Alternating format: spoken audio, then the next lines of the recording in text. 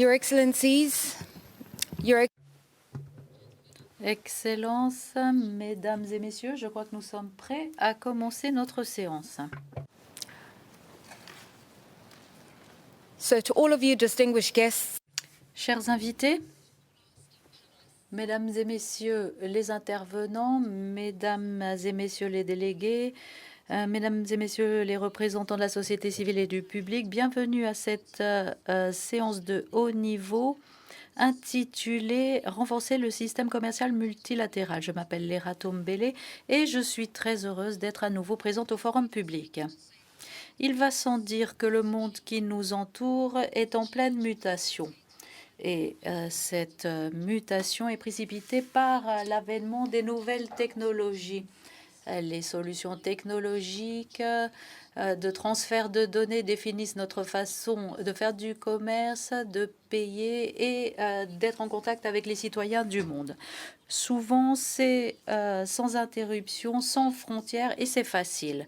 Mais cela dépend évidemment de la connectivité. Et nous savons que pour une grande partie de la population mondiale, plus de la moitié en fait, que c'est une grave difficulté. Je veux parler de la connectivité. La Covid-19 a également renforcé la complexité du problème, ce que nous comprenons tous. Cela a donné lieu à une crise sanitaire sans précédent.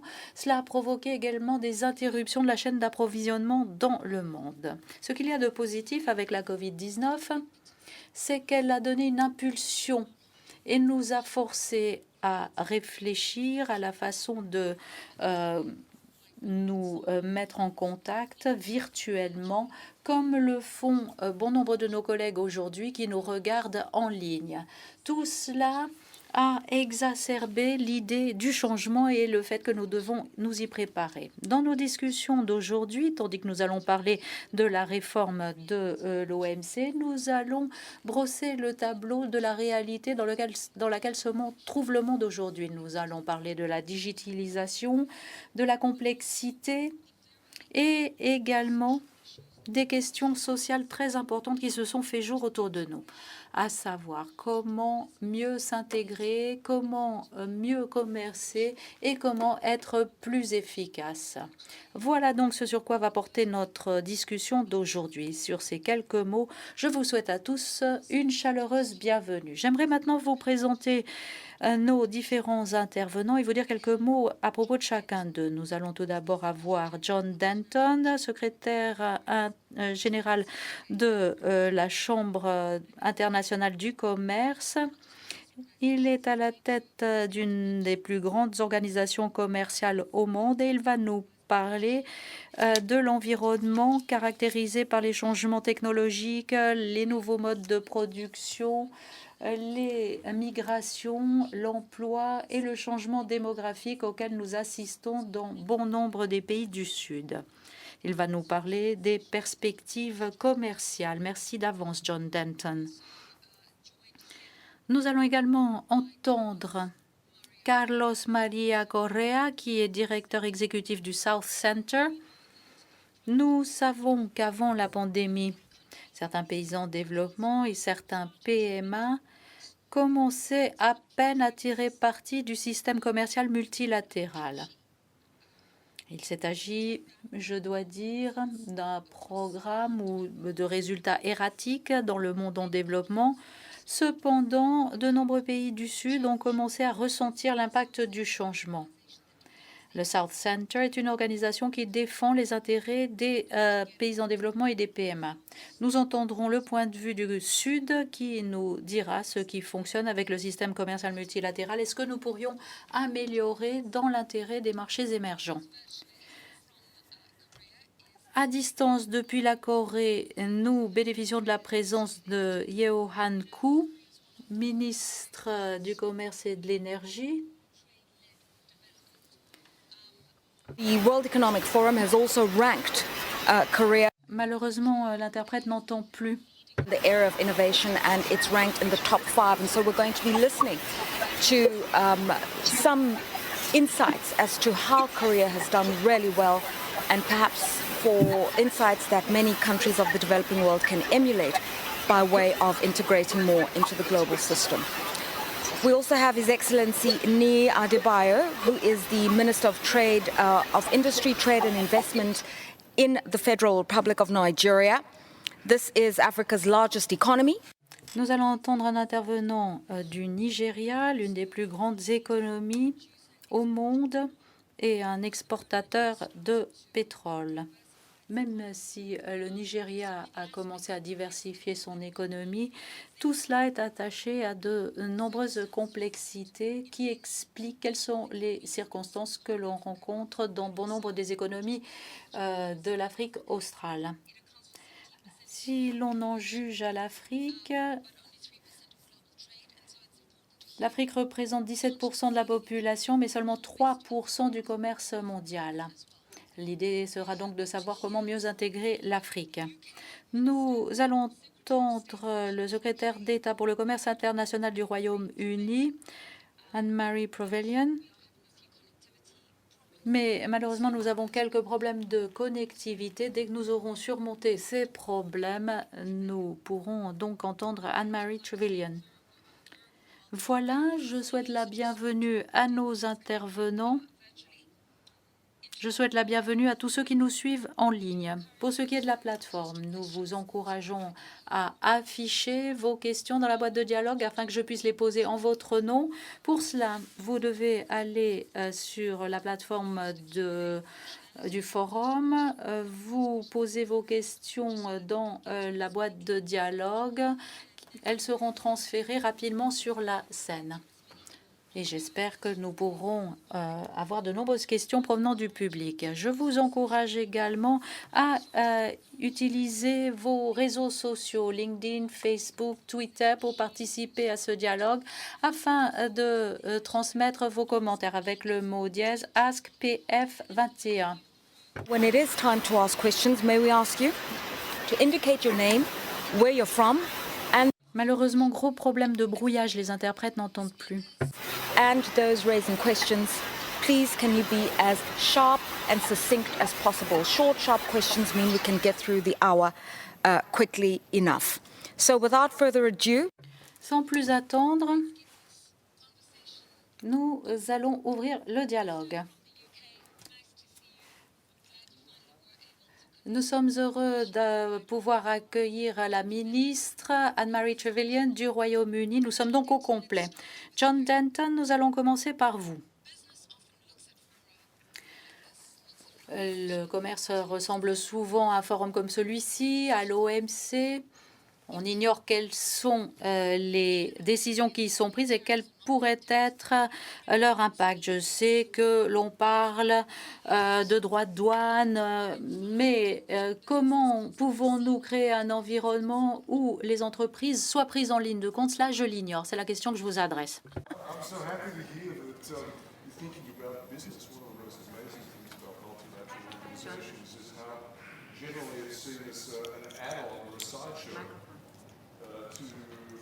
To business, to the functioning. In fact, I just spent a bit of time looking at the. Je vais parler du document blanc qui a été développé par la secrétaire générale sur le multilatéralisme. Et j'étais frappée des problèmes décrits et des solutions trouvées qui étaient bloquées dans le paradigme de l'an 2000. Pour résoudre les problèmes du monde, il faut collaborer avec le secteur privé. En fait, il est très surprenant que ce document ne fasse référence qu'au fonctionnement d'une entité au niveau mondial, c'est-à-dire le secteur privé. Je dois donc dire que grâce à Madame Ngozi, la communauté des affaires a commencé à articuler ses recommandations sur une autre base. Vous avez demandé en quoi nous étions pertinents. C'est parce que nous sommes les utilisateurs de l'OMC. Pour que l'OMC nous soit utile, il faut qu'elle fonctionne et qu'elle corresponde au XXIe siècle. Les questions dont elle s'occupe doivent être des questions du XXIe siècle. Alors, je dois dire qu'il est surprenant de voir que l'on peut avoir des ministres, des premiers ministres du G20, du G7 qui demandent aux négociateurs à Genève de faire certaines choses et que ces derniers les passent sous silence. Nous voyons qu'avec l'accord sur les subventions à la pêche, à combien de reprises leur a-t-on demandé de conclure un accord et ils n'ont pas réussi à le faire? Alors, quelle est la crédibilité de cette organisation? Il faut absolument que cette organisation soit priée de régler les problèmes qu'on lui confie pour avoir une certaine crédibilité. Cela concerne également la pandémie. L'OMC voulait se retirer de la question de la pandémie, mais heureusement, Madame Ngozi a réussi à intervenir. Il est absolument important de se pencher sur la pertinence de l'OMC. Tout d'abord, il faut apprendre de ce qui s'est passé au sein de l'organisation pour pouvoir faire face aux crises à l'avenir. Ce n'est pas que l'OMC ce soit la même chose que l'OMS, mais si l'on veut accroître l'accès aux vaccins, encore faut-il pouvoir augmenter la production. Il faut pouvoir distribuer les produits. C'est ce genre de questions qu'il va falloir régler. Et cela a trait également à la digitalisation. Nous sommes très heureux, Madame la Ministre, que vous soyez connectée. Nous pensions que la connexion n'allait pas jusqu'au Royaume-Uni. Alors, bienvenue à vous. All new agendas will have slight teething. Ce que j'aimerais que vous fassiez pour moi, John Denton, c'est de nous dire très rapidement quelles sont les priorités dont doivent s'occuper les entreprises internationales, car nous sommes dans un monde numérisé, nous avons affaire à la Covid-19. Alors, qu'est-ce qui doit venir à l'esprit de l'OMC en premier lieu? Réponse. Tout d'abord, il faut faire en sorte que les modèles opérationnels fonctionnent. On ne peut pas résoudre des problèmes comme l'organe d'appel sans un système qui fonctionne. Le fait que le système ne fonctionne pas signifie qu'il y a de nombreux problèmes qui ne sont pas traités selon les modalités normales de l'OMC. Tout est reporté à l'organe d'appel. Et l'organe d'appel dépasse en fait ses compétences. Il faut que l'organisation fonctionne de la façon pour laquelle elle a été créée. Le fait que le système de notification ne fonctionne pas signifie que les notifications concernant la chaîne d'approvisionnement pendant la crise n'ont pas pu être effectuées. Il faut donc que le modèle fonctionne de façon appropriée. Tout cela doit s'inscrire dans la lutte contre la pandémie également. La pandémie n'est pas terminée. Mais pour la suite, nous aurons besoin d'un système qui fonctionne afin de pouvoir superviser le système de la chaîne d'approvisionnement afin que l'on puisse augmenter la production. Ensuite, il faut également faire le lien avec le climat. Il paraît incroyable que les gens à Genève pensent qu'ils fonctionnent dans le vide à l'égard du travail que l'on fait pour parvenir aux objectifs de Paris. Nous ne pouvons pas avoir des entreprises qui fonctionnent dans une planète qui ne fonctionne pas. C'est ce sur quoi nous devons plancher. Les subventions à la pêche ne sont qu'une partie des négociations. Il faut également parler des services et des marchandises environnementales. Il faut veiller à ce que nous ayons également des plateformes numériques qui fonctionnent. Il faut tout d'abord veiller à ce que le moratoire soit reconduit en ce qui concerne les transferts numériques. Et puis, il faut également disposer de documents contraignants. Au G7, le Royaume-Uni a proposé que l'on puisse bénéficier d'une reconnaissance juridique, car sans cela, on ne peut pas faire en sorte que les PME puissent participer aux échanges. On ne peut plus avoir des signatures physiques, il faut avoir des signatures numériques qui soient inclusives. Et il faut également que 50% de la population mondiale participe au commerce. Je veux parler des femmes. Les Raton. D'après ce que vous me dites, on ne peut pas parler depuis une tour d'ivoire. Il faut comprendre ce à quoi sont confrontées les entreprises et mettre en place des politiques et des protocoles. J'aimerais maintenant vous solliciter, vous, Carlos. L'intégration, c'est le maître mot qui a été utilisé. Une part importante de la population, je veux parler des femmes, ne participe pas, mais également le monde en développement, les marchés émergents.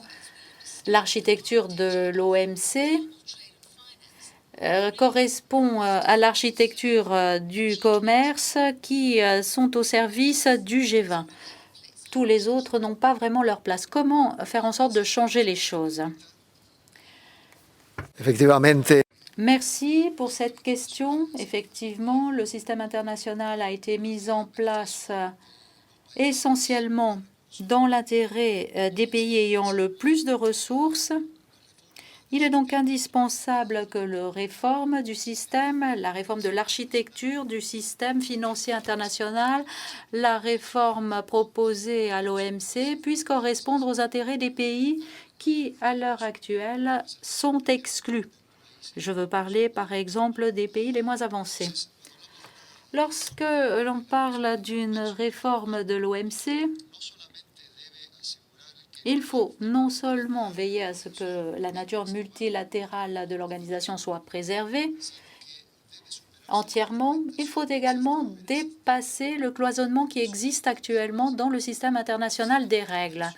Le système commercial ne peut pas fonctionner séparément du système des droits humains et en particulier du droit au développement.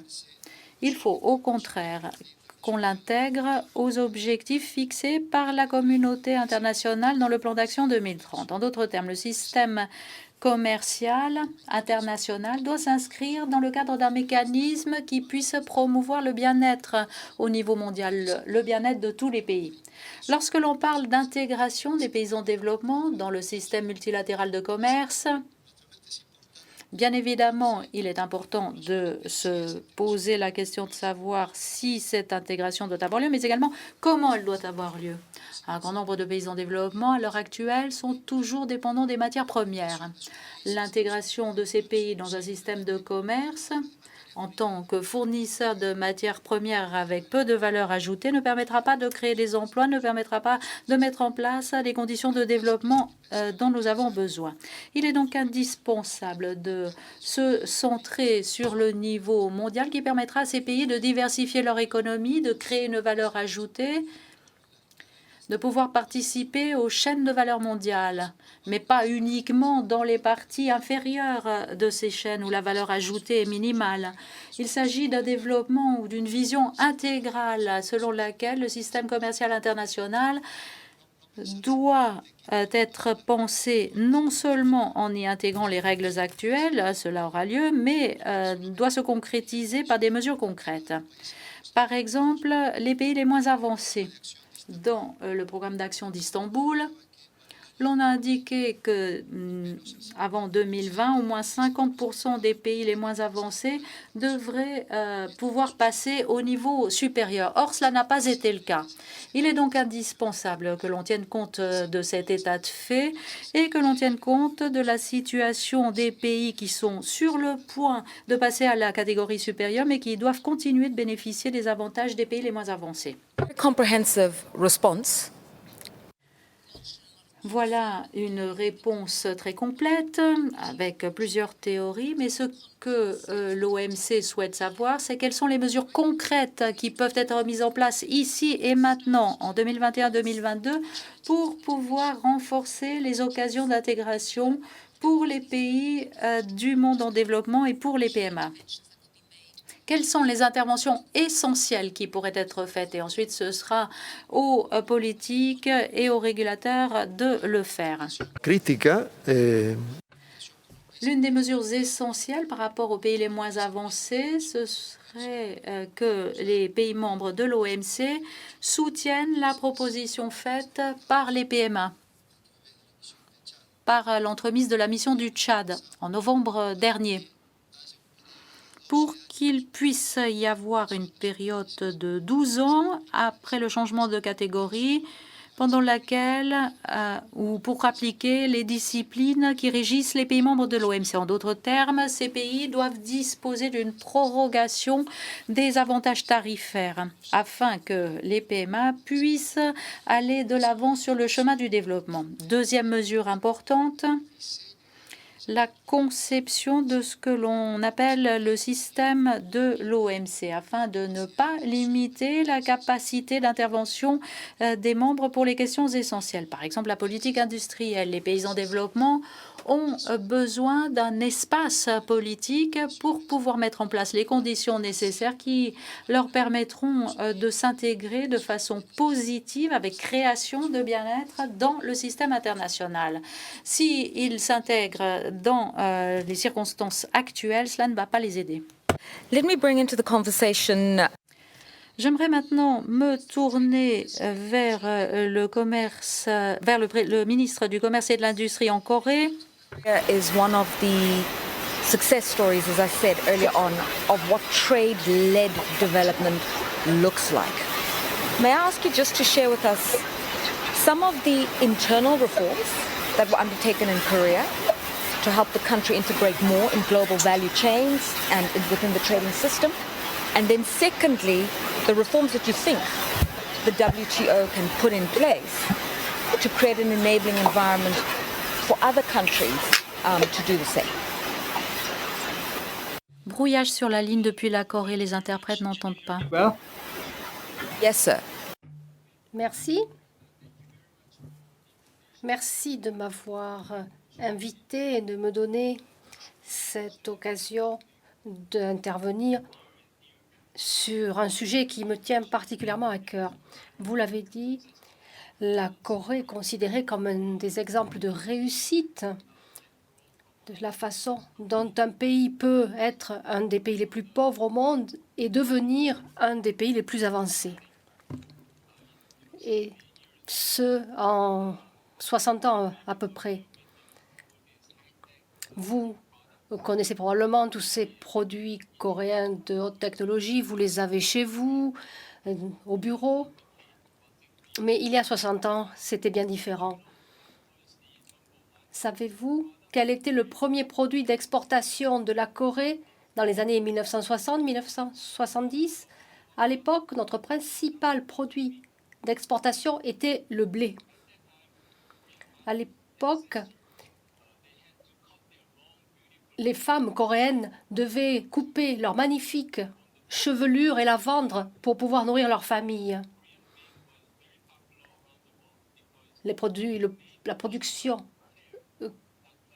coréenne de ces chevelures a créé toute une filière de fabrication de perruques qui est devenue un des principaux produits d'exportation de la Corée.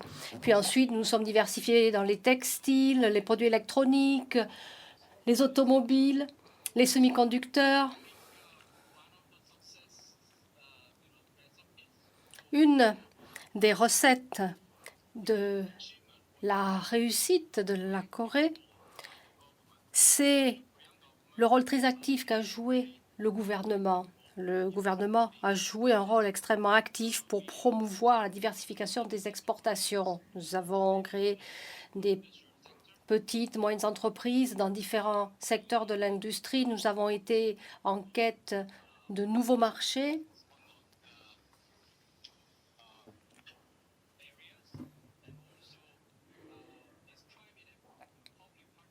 Et les partenariats publics-privés ont permis à tout cela de se réaliser.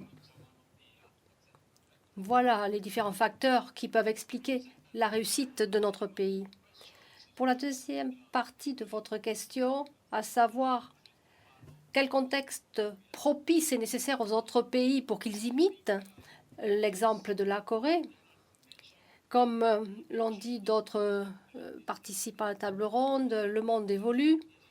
Et je crois que ce sont les règles du commerce numérique qui pourraient ouvrir la voie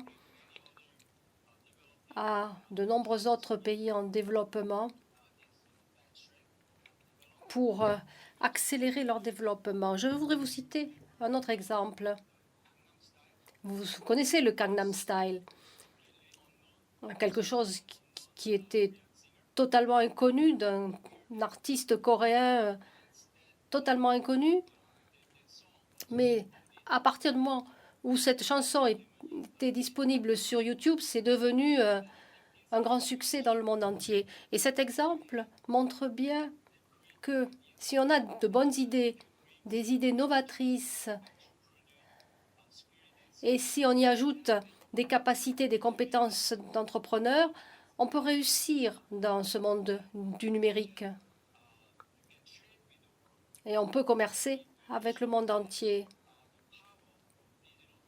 Cela montre bien le pouvoir que représente et la puissance du commerce numérique dans les différents secteurs. On voit comment on peut utiliser ces plateformes numériques pour développer les entreprises et commercer avec le monde entier.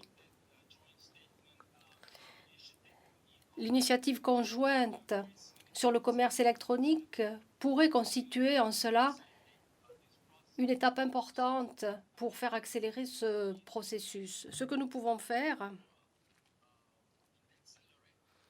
c'est accélérer les négociations sur le commerce électronique et ça pourrait constituer un point de départ. Voilà, je m'en tiens là pour l'instant, je reprendrai la parole plus tard. Vous venez de nous décrire de façon très complète comment la Corée a évolué en 60 ans. Vous avez parlé de l'exemple des perruques, le Gangnam Style, la musique, enfin tout cela fait partie de l'innovation. En Asie, on voit que se concentre une grande partie de la croissance économique et industrielle. Sur la question de l'accès, de l'intégration, pourriez-vous nous expliquer comment les économies régionales ont coopéré? On pourrait parler du pacte Asie-Pacifique de 2020 particulièrement, mais comment avez-vous approfondi votre intégration dans les chaînes mondiales de valeur de sorte à bâtir et à vous transformer? Merci d'avoir posé cette question. En Asie-Pacifique, il y a eu longtemps des divisions, des répartitions de rôles dans les chaînes de valeur. Dans les années 1980-1990, le Japon était plus avancé dans les technologies, la Chine beaucoup moins, la Corée était à mi-chemin. Et il y a eu beaucoup de réorganisation des entreprises, des mouvements de personnes dans le monde entier. Et cela s'est beaucoup ressenti dans le secteur privé, conformément à ses intérêts commerciaux. Et ce que nous avons pu voir l'année dernière, la conclusion de l'ICEP, où 15 pays de la région se sont réunis pour conclure un des plus gros accords de libre-échange de la région. J'étais à la tête de la délégation de négociation coréenne. Et dans le meilleur des cas, l'OMC, dans un fonctionnement optimal, pourrait le faire avec ces négociations multilatérales, mais sinon, avec ces intégrations régionales, nous pourrions aussi faciliter l'intégration de ces marchés régionaux grâce à ces accords plurilatéraux. Merci. Je m'adresse au ministre du Commerce et de l'Industrie du Nigeria. Je vous remercie de votre présence. Il se passe beaucoup de choses sur le continent africain en termes de collaboration avec l'accord de libre-échange du continental africain depuis le 1er janvier 2021. Parlez-nous des efforts faits pour intégrer les marchés sur le continent africain et de la façon dont cela pourrait aider le continent africain à s'intégrer à son tour dans les marchés mondiaux.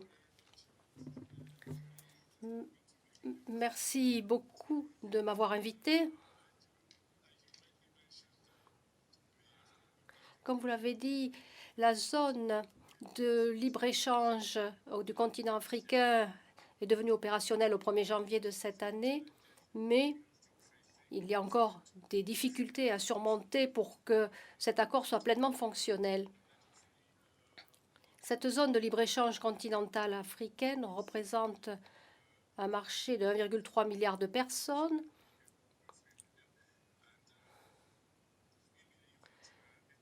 Et nous pensons que c'est ce qui donne à l'Afrique la possibilité de développer le commerce intra-africain. C'est le plus gros marché au monde.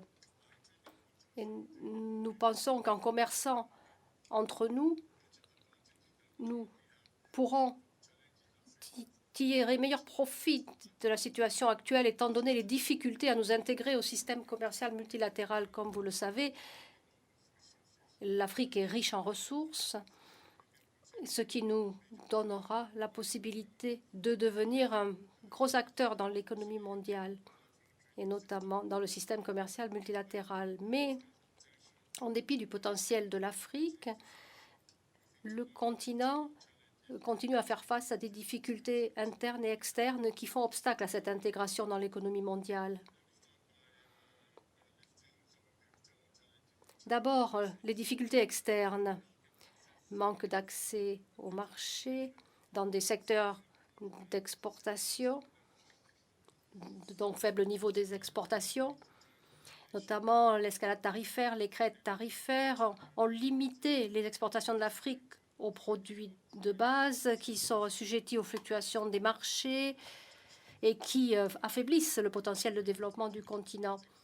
Il y a des mesures de soutien interne qui causent des distorsions du commerce des denrées agricoles ailleurs et une réticence à renforcer les mesures de traitement spécial et différencié comme le veut le mandat de Doha, ce qui continue de bloquer la participation de l'Afrique au système commercial multilatéral, étant donné les limitations de capacité du continent. Pour ce qui est des difficultés internes dont nous avons conscience, le fait que nous sommes peu industrialisés, la diversification économique est insuffisante, le cadre réglementaire est lacunaire, la capacité institutionnelle est limitée et la capacité de production est insuffisante. Nous avons bon espoir que la zone de libre-échange continentale africaine va nous donner la possibilité de remédier à ces manques de capacité. Nous avons aussi des limitations au niveau de l'offre, manque d'accès au crédit et d'accès aux connaissances et aux compétences. Trop peu de recherche et d'innovation, manque d'infrastructures, notamment énergétiques, ce qui est un blocage énorme.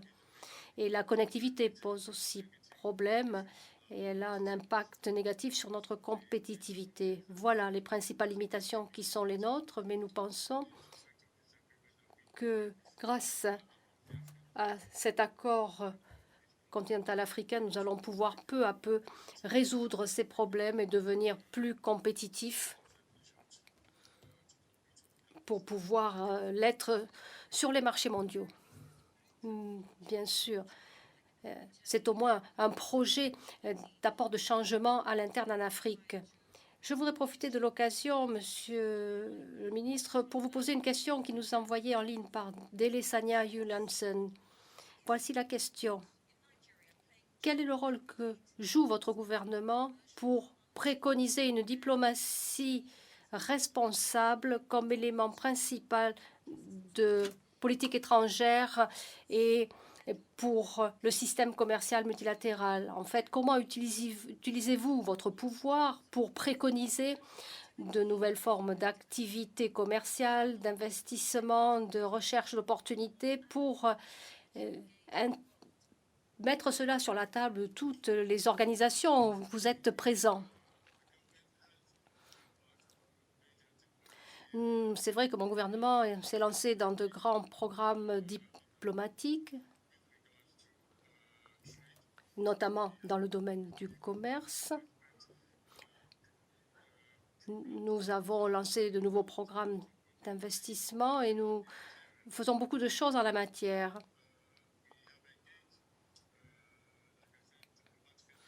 Nous avons pris des initiatives diplomatiques avec de nombreux pays du monde. Nous participons à de nombreux programmes d'investissement un peu partout dans le monde.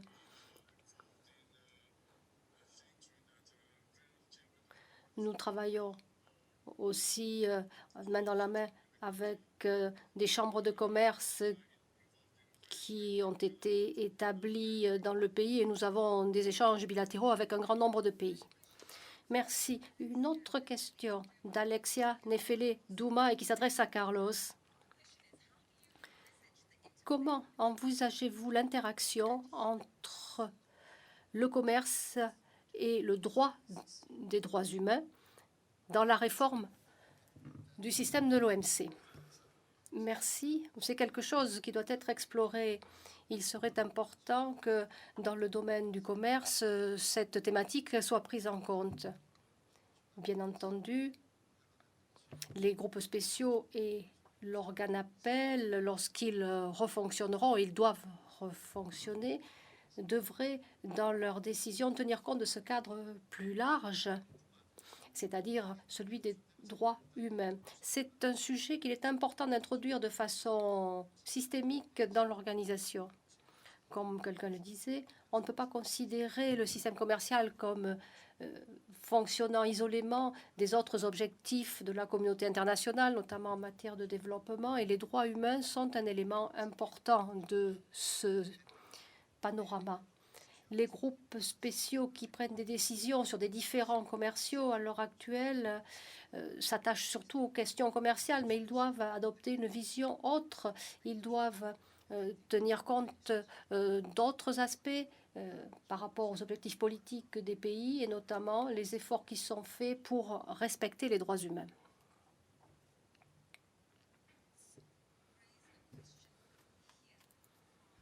Une question maintenant de Avishka Jayawera, adressée à John. Est-ce qu'il est possible que les valeurs centrales de l'OMC, la non-discrimination, l'accès au marché, le libre-échange soient compromis dans les réformes? Est-ce qu'il faut repenser le fonctionnement de l'OMC? Certainement que oui, mais est-ce qu'il y aura peut-être des inconvénients que l'on n'a pas abordés? Non, écoutez, si l'on revient aux principes fondamentaux qui ont permis de créer l'OMC et qui sont repris dans la question, lorsqu'on parle d'avoir une OMC qui soit à même de remplir sa mission, eh bien, ce sont ces principes qui doivent nous orienter. Le problème, c'est que nous nous sommes perdus. Où est la transparence qui était prévue avec le système des notifications? Où est la reddition de comptes avec l'organe d'appel? Mais un des principes essentiels de la création de l'OMC, c'était l'obligation de travailler de façon efficace avec d'autres parties du monde multilatéral pour obtenir la croissance économique. La croissance économique au XXIe siècle n'existera que si on tient compte des ODD, du climat. Ce sont des exigences. Et lorsque on demande la création de ce mécanisme sanitaire pour l'avenir, il s'agit de travailler avec l'Organisation mondiale des douanes, l'OCDE, l'OMS. Ce sont des éléments essentiels.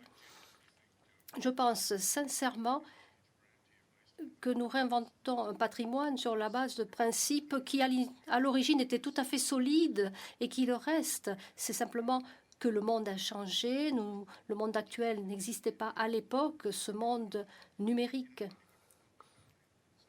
Internet est entré dans le domaine public 2 ans après la création de l'OMC. Les règles existaient déjà. Avant d'en venir à la question suivante, je voudrais dire que nous avons de graves problèmes de connectivité avec le Royaume-Uni et la ministre. C'est la raison pour laquelle je n'ai pas pu m'adresser à elle. Il y a des problèmes de connexion avec le Royaume-Uni et dès que ce sera résolu, nous pourrons lui poser des questions. Vous avez dit que l'organisation doit être à même d'accomplir sa mission. Et au XXIe siècle, comment préparer une organisation à ce monde totalement nouveau, numérisé, avec ces nouvelles technologies, les données? Que faire pour que l'OMC soit bien préparée pour l'avenir, pour non seulement intégrer un grand nombre de ces idées et technologies nouvelles, mais aussi pour mettre le commerce électronique au cœur de ce qu'elle fait, pour se préparer à la façon dont le monde va évoluer. tout d'abord, ne pas rester dans la bulle fermée de Genève, nous recevoir, comme c'est le cas aujourd'hui, recevoir le secteur privé, la société civile. Ce que nous voulons, c'est que le commerce soit bénéfique aux personnes et à la planète. Ce que disait Carlos, c'est très important. Il faut que le commerce ait en son centre les personnes, le développement aussi. Mais ne restez pas dans votre bulle. C'est pour cela que l'on doit trouver la convergence. La Chambre internationale de commerce a des membres dont 65% sont dans les pays en développement, des économies en transition, et j'en suis fière. Nous sommes en train d'ouvrir d'ailleurs un centre d'entrepreneuriat à Lagos. Nous en ouvrons en Argentine aussi, à Buenos Aires. Et nous travaillons en lien avec les régions. Nous faisons ce que nous disons. Nous voulons créer un contexte où l'entrepreneuriat est favorisé. Il ne s'agit pas juste d'offrir des emplois, il faut donner les compétences pour pouvoir tirer profit des opportunités dans un marché qui fonctionne. Nous voulons leur soutien, car ce sont elles, les entreprises, qui ont besoin d'accéder aux plateformes numériques. Si on veut être efficace au XXIe siècle, c'est indispensable de maîtriser le numérique. C'est pour cela que nous avons des campagnes pour les PME en Afrique, pour faire avancer le numérique, mais aussi pour que les instruments du commerce numérique aient une reconnaissance juridique. En dépit de ce que disait le ministre du Nigeria sur les difficultés de connectivité, 2/3 des fusions et acquisitions dans le secteur des hautes technologies ont concerné le Nigeria dans l'année écoulée. On voit qu'il y a beaucoup d'innovation et d'entrepreneuriat en dépit des difficultés que rencontrent ces marchés. Monsieur le ministre, je voudrais aborder un autre défi actuel, le changement climatique. On a dit tout à l'heure qu'il était très important d'intégrer les discussions et les protocoles pour la réduction des émissions de CO2 et les solutions vertes à notre vision des réseaux internationaux commerciaux. Je vous pose cette question parce que, étant le principal producteur de pétrole en Afrique, que faites-vous pour la transition énergétique? Et le faites-vous de sorte à ce que le pays soit totalement transformé? Comme vous l'avez dit, c'est une problématique importante pour nous. Notre principale exportation, c'est le pétrole, et c'est le gros de nos recettes. Mais notre président se soucie beaucoup du changement climatique, ça lui tient énormément à cœur. Nous essayons de réfléchir à la diversification de notre économie pour diminuer les émissions de CO2. Nous essayons de voir ce qui peut être fait pour être moins dépendant du pétrole. On fait beaucoup à ce niveau-là. On s'oriente vers l'utilisation de sources d'énergie plus propres, davantage de gaz que de pétrole.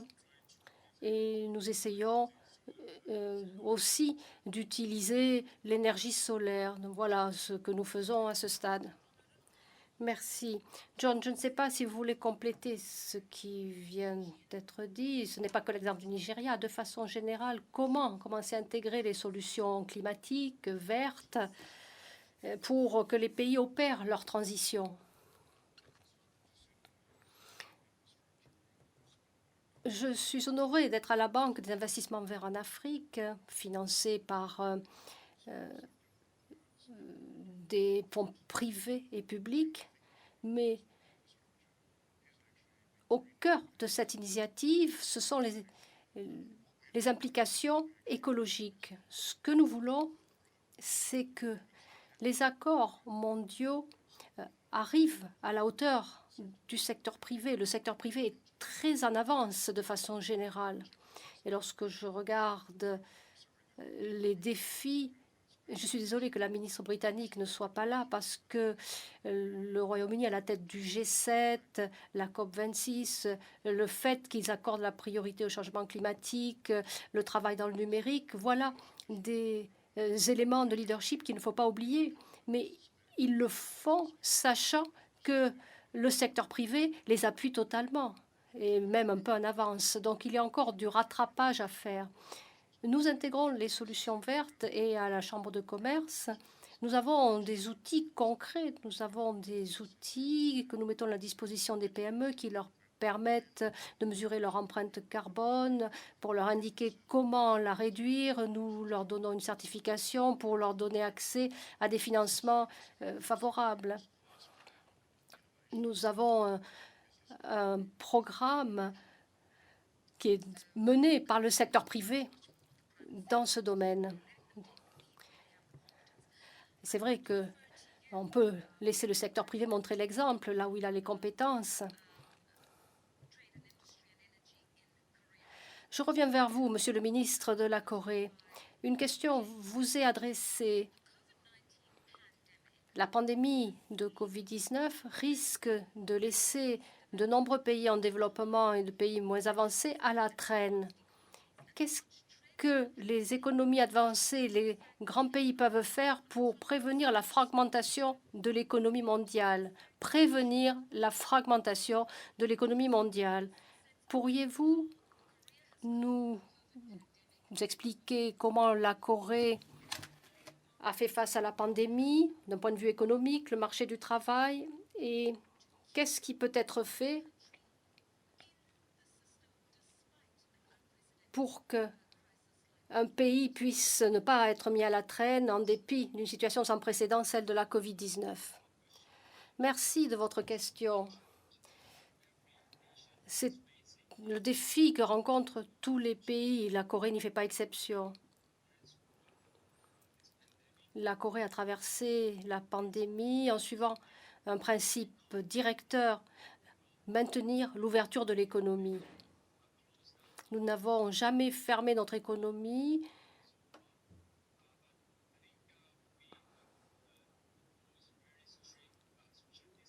Nous avons imposé des mesures sanitaires assez strictes et nous avons essayé de trouver le bon équilibre entre l'économie et la sécurité des personnes. Voilà le principe qu'a suivi la Corée tout au long de la pandémie. Pour ce qui est des vaccins, je suis parfaitement d'accord. Le président Moon a beaucoup défendu l'égalité dans l'accès aux vaccins, où que l'on soit un pays développé ou en développement. La Corée a suivi une approche pragmatique. Notre but est de devenir un pôle de fabrication de vaccins. Nous avons une capacité de production biomédicale qui est la deuxième au monde, mais nous n'avons pas nécessairement la technologie d'ARN messager nécessaire pour pouvoir fabriquer ces nouveaux vaccins. Si nous arrivons à trouver des solutions pour conjuguer les avantages compétitifs de chaque pays, la Corée par exemple a la capacité de production, il y a des pays ailleurs où il y a des entreprises qui maîtrisent la technologie. Si on arrive à réunir nos avantages respectifs, nous devrions pouvoir accélérer la fabrication de ces produits et nous pourrions fabriquer suffisamment de vaccins pour satisfaire les besoins de nos pays respectifs, mais aussi de tous les pays au monde. Il faut pour cela une coopération internationale pour protéger la population du monde de ce virus. Et cela correspond à la troisième voie que préconise le docteur Ngozi. C'est en tout cas notre approche. Merci. Et cette question de propriété intellectuelle et de dérogation, on en a parlé longuement au forum de haut niveau hier, je ne vais pas trop y revenir. Nous comprenons qu'il faut qu'on y arrive pour que les vaccins soient accessibles en utilisant les capacités existantes. Il y a une autre question que j'adresse à Carlos Correa, provenant de Christina Bangé du Cameroun. Quelles sont les réformes que pourrait adopter l'OMC pour créer un contexte propice où les femmes seraient au cœur de ces réformes? Il ne faut pas que les réformes rendent les femmes qui dirigent des entreprises plus vulnérables. Parfois, on ne comprend pas les statistiques qui montrent la force économique que représentent les femmes en tant que productrices et consommatrices. Effectivement, c'est une question très importante qui a trait à l'orientation générale des réformes. Ces réformes ne doivent pas se limiter à des objectifs commerciaux. Le commerce n'est pas une fin en soi. Le commerce est un instrument qui doit servir des objectifs supérieurs, notamment tenir compte des populations les plus vulnérables, la situation des femmes dans de nombreux pays. On a conscience de l'importance du commerce électronique, mais l'agriculture est aussi un sujet du XXIe siècle. Le travail à l'intérieur de l'OMC doit aboutir à des accords qui sont indispensables, comme le disait le ministre du Nigeria, pour les pays en développement sur les questions agricoles et d'autres questions du programme de Doha qui n'a pas été conclu. Ce que je voudrais dire, c'est qu'il ne faut pas perdre de vue avec les sujets du XXIe siècle qu'il y a d'autres sujets qui restent fondamentaux pour que le XXIe siècle offre des opportunités de développement, de croissance, de bien-être à tous les pays, y compris les plus fragiles. There is a question. Il y a une question que j'aimerais poser personnellement. Comment, en tant que société civile, en tant que public, voyons-nous les choses avoir lieu au niveau multilatéral à l'OMC et les préoccupations liées à la Chine, la deuxième économie au monde? Et comment l'on discute de savoir si la Chine doit être définie comme une nation en développement ou non, si elle suit de bonnes pratiques ou non. Tout cela tente à dominer les discussions concernant la réforme. Et la question que j'aimerais poser est la suivante. Est-ce que ces préoccupations sont justifiées? Est-ce qu'on les exagère? Et dans de nombreux pays du Sud, l'on a tendance à penser que la montée en puissance de la Chine, c'est bon pour la diversité. Cela change la perspective dont on parlait tout à l'heure, parce que c'est le statu quo qui doit changer en général. Est-ce que l'on pourrait répondre à cette question? Car bon nombre des questions concernant la réforme du système de l'OMC portent sur toutes ces choses que l'on constate à l'Est. What was the John Denton. La question est de savoir quel est l'objectif de l'OMC. Eh bien, tout tourne autour du fait de créer des marchés accessibles avec les nouvelles accessions à l'OMC. Ces accessions ont eu lieu dans l'idée que les institutions seraient réformées pour fonctionner au mieux. Alors, cela n'a rien à voir avec la Chine, cela peut être lié également à l'Inde ou à l'Afrique du Sud. Cela concerne la façon dont les économies fonctionnent. Et la question sous-jacente concernant la façon de fonctionner de l'OMC. Il est donc nécessaire que ces différents pays s'acquittent de leurs promesses souscrites au moment de leur accession, c'est-à-dire favoriser la réforme, car l'on a vu que les systèmes ne fonctionnent pas très bien et c'est la raison pour laquelle, avec le manque de coopération, l'on finit par faire appel à l'organe d'appel qui prend des décisions dans des domaines où les décisions auraient dû être prises par les membres. Et puis, deuxième aspect, et puis je l'ai constaté dans les pays en développement, l'on pensait qu'en supprimant les obstacles au commerce et l'accession à l'OMC, l'on pourrait pouvoir participer au commerce mondial. Or, il y a certains éléments de la société qui ont été laissés pour compte. Un certain nombre de personnes vivent dans la pauvreté abjecte. La situation s'est quelque peu améliorée, mais il reste des poches et des pans entiers de la société qui pensent ne pas bénéficier. Il y a donc deux hypothèses de départ. D'une part, que les pays ayant accédé poursuivraient la réforme afin de pouvoir coopérer dans le système de l'OMC. Et l'autre aspect, c'est que l'on pensait que tout le monde pourrait tirer parti de ces accessions. Il faut donc tenir compte de ces éléments pour faire en sorte que le commerce puisse fonctionner. Il faut poursuivre la procédure de réforme au sein de cette organisation. Carlos Correa, je vous adresse la même question en la reformulant. Si la réforme entraîne un changement du statu quo, est-ce la raison pour laquelle il y a eu tant de retard? C'est ce que pensent la plupart des gens dans le Sud. Ceux qui ont bénéficié de la réforme ne sont peut-être pas satisfaits du fait qu'ils n'ont pas pu prendre les décisions. Je reviens à votre première question et au complément de votre question. Effectivement, les arguments concernant le rôle de la Chine sont nettement exagérés et donnent lieu à une hypothèse qui accourt principalement aux États-Unis, où l'on voit la Chine comme un adversaire, non seulement sur le plan économique et commercial, mais sur le plan technologique également. La Chine, comme vous le savez, a beaucoup progressé dans le domaine technologique. Par exemple, avec les semi-conducteurs pour les ordinateurs. On a vu également que la Chine était capable de produire rapidement des vaccins, à tel point que l'on a mis au point une hypothèse qui s'inscrit également dans le cadre de l'OMC.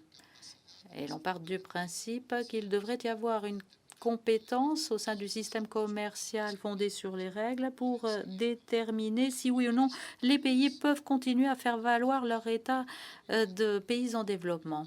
À mon avis, cela n'est pas adéquat. Les pays doivent avoir la possibilité de choisir leur stratégie de développement, comme l'a indiqué d'ailleurs Monsieur le ministre du Commerce de la Corée. Le développement économique et technologique de la Corée s'explique en large mesure par le rôle essentiel joué par le gouvernement qui a été à l'origine de ce développement et qui a mis à disposition les ressources pour y parvenir. Il est donc essentiel qu'au sein de l'OMC, l'on puisse conserver la liberté pour que les pays puissent choisir leur stratégie de développement. Et je crois que nous devons dépasser ces critiques concernant la façon dont un pays qui connaît une excellente réussite a pu parvenir à supprimer la pauvreté et a pu mettre en place le développement technologique. Je ne veux pas que nous nous étendions sur cette question du statu quo, dit Leratom Bele. J'aimerais vous adresser une question, Monsieur le ministre Yeo, en Corée. Une question de Jacob Gendrapillé des douanes de Dubaï. Les micro et petites entreprises sont désavantagées lorsqu'il s'agit de la révolution technologique. Or, ce secteur est vital pour toute économie résiliente. Sans cela, le monde ne peut pas s'améliorer. Quelles sont vos initiatives pour un modèle inclusif? Donc, au-delà de l'OMC, comment les petites et moyennes entreprises pourraient-elles être aidées dans ce monde numérique pour qu'elles puissent participer au commerce? Quelles sont vos propositions? Thank you for that excellent question. I think I absolutely agree. Merci pour cette question. Je suis d'accord avec vous pour dire que le commerce numérique peut aider les petites et moyennes entreprises afin qu'elles puissent mieux s'en sortir et mieux avoir accès aux marchés mondiaux. Dans tous les pays, les petites et moyennes entreprises ont besoin de renforcer leurs capacités. Elles ont besoin de formation et elles ont besoin d'améliorer la commercialisation, d'identifier de nouvelles opportunités sur les marchés. Voilà où les partenariats publics-privés peuvent jouer un rôle. Dans le cas de la Corée, j'ai lu un article très intéressant ce matin au sujet du Nigeria. Il semblerait que les fintech soient florissantes au Nigeria et les licornes sont en train de se développer au Nigeria, ce qui est très encourageant. C'est le cas de la Corée également, où nous avons des mesures politiques très actives mises en place tout au long de la chaîne de valeur. Pour la recherche et développement, pour la planification,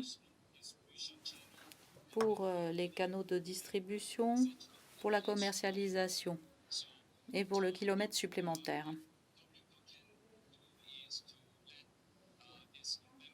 L'OMC peut aider ces pays à partager leurs meilleures pratiques afin de soutenir les petites et moyennes entreprises et de les faire participer à la chaîne de valeur mondiale. And then a final question from our delegates and participants is from Mohamed Abu Saleh. And I'm going. Dernière question de Mohamed Abou Saleh. Any scope within the existing WTO system to reflect on right to. Est-ce que le système de l'OMC peut réfléchir au développement des pays en développement? Est-ce que cela peut aider les pays à s'intégrer dans le système?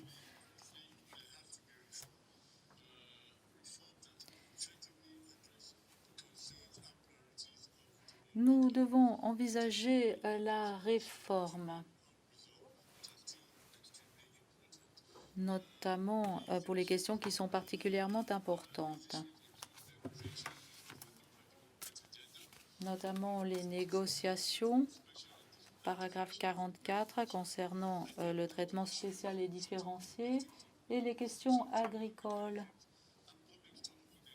La détention de stocks publics à des fins de sécurité alimentaire. Ces questions sont essentielles pour pouvoir tenir compte des difficultés en matière de sécurité alimentaire dans les pays. Nous pensons qu'il faudrait réformer le commerce numérique, électronique, pour mieux développer l'économie numérique. Nous pensons également qu'il devrait y avoir une réforme en matière de transparence pour tenir compte des difficultés des pays en développement. La réforme doit aider les pays en développement à résoudre leurs problèmes en simplifiant le format des notifications, en prolongeant les délais et en mettant en place des flexibilités pour les PMA et les pays en développement, conformes à leur niveau de développement. Nous pensons qu'il faudrait réformer l'accord ADPIC afin de renforcer la coopération internationale, renforcer l'innovation, et nous pensons encore qu'il faudrait mettre en place des réformes qui tiennent compte des besoins de développement et afin de tenir compte de leurs difficultés spécifiques. Voilà les réformes qu'il faut mettre en place pour aider les pays en développement. Merci. Merci. Encore une question pour conclure. Je demanderai à nos intervenants de donner une réponse rapide. Day and still saying, I'm trying to make sense of the world. I'm just trying to think, when will normality, in whatever form it comes, return post-COVID? What will the world look like? As we've spoken about climate change and digitalization, where does my business fit within the context of the WTO? Please, a summation of what are key themes that people should put foremost to mind by way of just making sense of the world today and the world that's upon us as well. So John Denton. Build resilience. Build resilience into your business model. Build resilience into the way in which you approach the world, because we do not know what the world is exactly going to look like. What we do know, there will be a number of conflicting signs that emerge and conflicting themes that will emerge, and they will not necessarily congeal into one. Il y aura différents signes conflictuels qui se feront jour. Mais si l'on est en mesure de digitaliser les modèles commerciaux, si l'on est en mesure de mettre en place des capacités pour mettre en place la résilience, c'est la résilience qui vous sauvera. Carlos Correa.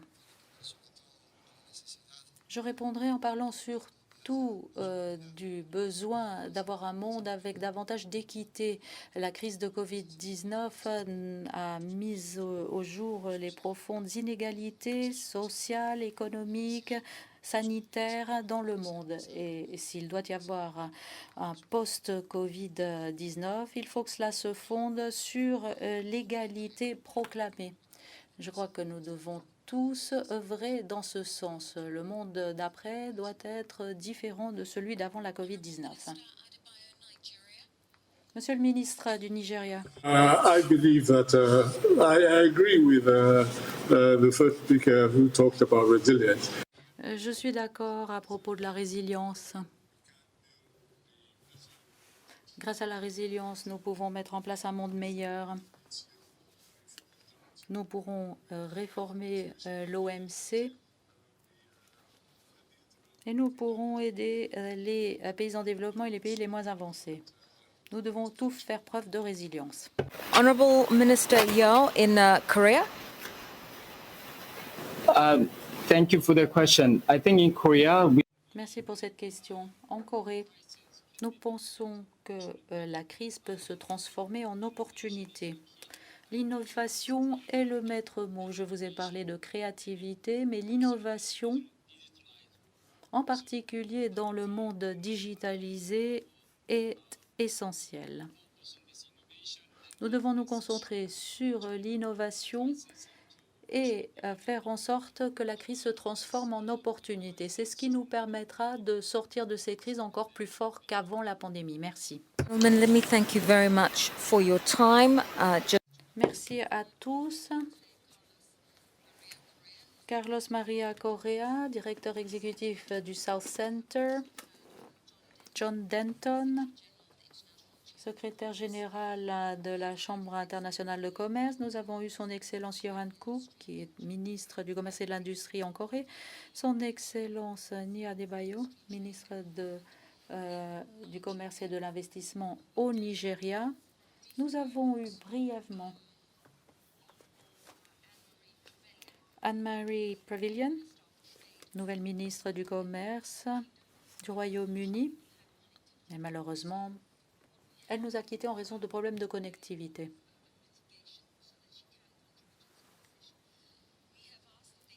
Nous lui avons demandé de nous transmettre un message enregistré.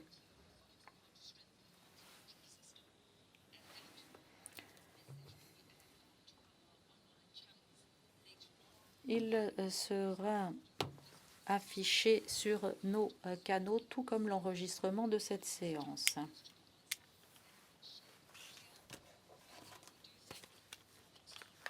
Merci à toute l'équipe. Et nous sommes très désolés qu'il y ait eu des problèmes de connectivité. Mais c'est la vie. And refine those systems. Again, continue talking about these issues, what WTO reform means to you as an entrepreneur, as a woman, as somebody in the global south, even as somebody within a G20 member state, what this transformation could look like for the good of people, planet, and yes, indeed, profits. Ultimately, keep that conversation going via social media, Twitter, Facebook, and LinkedIn, using the hashtag AskPF21. Ultimately, it's about innovation, it's about creativity, it's about being considerate about the next person, and it is all about resilience. That's the summation of our conversation this afternoon. I'm Lara Tombele. Thank you for your time.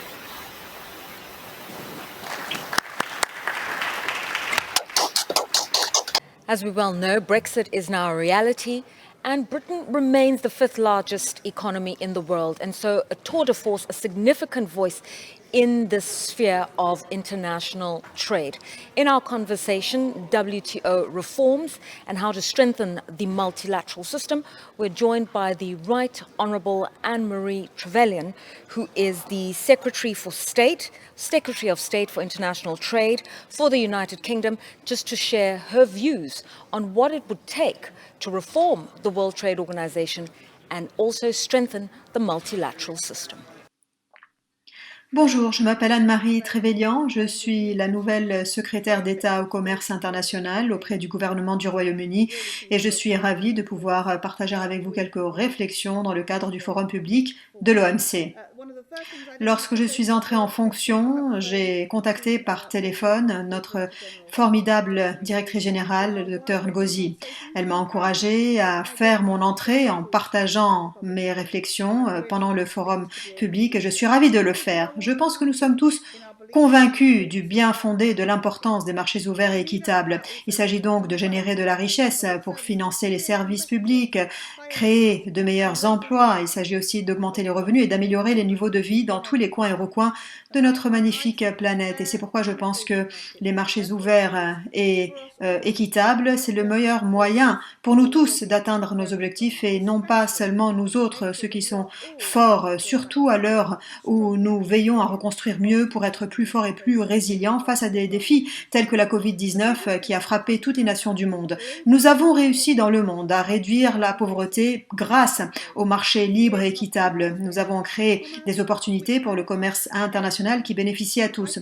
C'est une conviction intime que j'ai nourrie en tant que secrétaire d'État au développement international lorsque j'ai été le témoin de la façon dont les pays en développement ont réussi à renforcer leurs entreprises et à en améliorer l'ingéniosité. C'est pourquoi, dans le cadre de la présidence du G7, nous allons rassembler les démocraties du monde pour mieux reconstruire et pour être plus forts par le biais du commerce.